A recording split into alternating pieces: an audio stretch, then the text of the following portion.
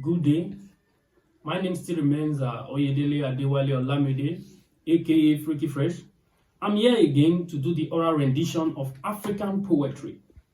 Today, I'll be talking about the topic My Prophetess from the Anthology of Thoughts. My joy, my happiness, the one who sees beyond vision, the first love, my real love. Thee was created because of me. She's a watchdog over me. Thousands words cannot define thee. I am full of words that I cannot express. My dream that wants our dreams about me to become true. Our word is stronger, so don't betray. She is always leading me right and not astray. I want you to reap the fruit of your labor while they are still ripe. Everything you have been teaching me are still ripe. You are wonderfully made for me, I adore thee. You are wonderfully made for me, I adore thee. No one could be compared to thee, sacrifices all day and night for me, always dying for me, even when I don't want it. What an angel sent from above. My life was fully guided by thee. You have done a great job. You are a motherhood. When I was sick and gone, you stood by me. When I thought there was no hope again, you were my hope. The praying one who never sleeps for nights and days. When I couldn't fast, you did for me. When I could not pray, you did for me. You always treating me like I was still young, even as I am growing old. A mother who never changes her role. All because of me, she struggles to and fro. Where should I start from? How do I start again? I was deadly existing when she revived me. Strong-hearted woman for my kind, and understanding me better than the world. She always tells me the truth, and when I go contrary, I see the rod. All thee taught me, I am now the fact. All thee taught me, I am now seeing the facts. A woman who sees beyond the future. She always wants my better future. I wish I can pay it back, all, but no one could ever. I remember when I used to hurt her. I am sorry for those times. I was only growing as a child. My mind was not fully sound. My prophetess, you would forever be mine. Now I'm going to do the background analysis of this poem. You need to take your time to watch this to the end. The poem likely draws on my personal experience with a maternal figure, that is my mother, possibly a biological mother, a spiritual guide, and a mentor. The title, My Prophetess, suggests someone who has foresight and wisdom, offering guidance and inspiration. In many cultures, such figures are often revered for their sacrificial and nurturing roles.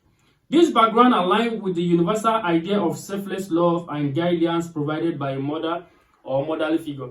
Now, the background has drawn a poetic personal experience of I and my mother, the way she has nurtured me as I was growing, and the sacrifices that she has done for me. Now, I'll be moving to the theme of this poetry. The central theme of the poem is maternal love, care, and guidance. The poet, which is I, expresses profound admiration, gratitude, and reverence for a maternal figure, likely a mother or a spiritual guide who has played a significant role in their life. That is the significant role she has played in my life. I'm referencing this, profounding admiration and gratitude to her.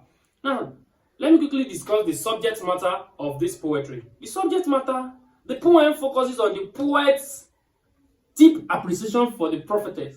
This is my deep appreciation for my mom, for how she has nurtured me, for how she has catered for me, and the sacrifices she has done for me. I could remember when I was in a secondary school, when I was stinged by the bee. She quickly came to my school to pick me for treatment.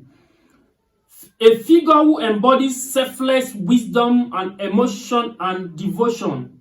This person is portrayed as a guide, protector, and nurturer, offering love, support, and sacrifices even in the most challenging moments. Now, I'll be moving to what? The type of poetry this poem falls within. The poem falls under the category of lyrical poetry. It is deeply personal, emotional, and reflective, with a focus on the poet's inner feelings and admiration for the prophetess. The tone I used. The tone of the poem is a mix of one, reverential. The poet, which is I, holds the prophetess in a high esteem, almost idolizing her. I'm taking her as an idol. Another is reflective. The poet looks back on their life and acknowledges what? The prophetess's sacrifices and influence. Apologetic. Yes, the tone. I use a tone of apology. There is a sense of regret for past actions that may have hurt the prophetess. That is my mom. There were some what? Past actions that I've committed, but due to what? My growing mind, it has now what? Shown me that those things that I did was totally wrong. So I need to show what? Apology, using that tone in the poetry. Another is affectionate. The poet's love and devotion to the prophetess are unmistakably throughout the poem. That is the affection. The love I have for her is what? Is truly in the poetry. That is the tone. Literary devices used. Now I'm moving to the literary devices used in the poetry, which is one. I will talk about what? Imagery. I use vivid imagery to describe the prophetess what? Quality.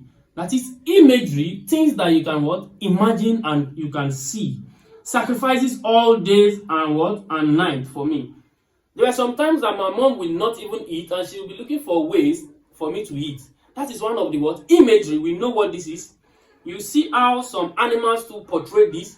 Some animal who has just given birth to children, they will look for foods for their what? For their offspring or their what? Children to eat. Like the birds. Like some other animals. Now we have the praying one who never sleeps for night and day.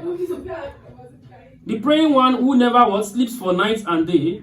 Yes, she never sleeps for night and day. She's always praying, having devotion for what? For her to be a watchdog over what? Her children.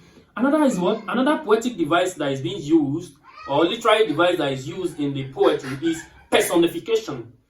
The dream is personified as something that wants her dreams about me to become true. Yes, personification. She wants her dream about me to become what? True. She wants me to be what? A successful son, a successful child. Another is what? Hyperbole.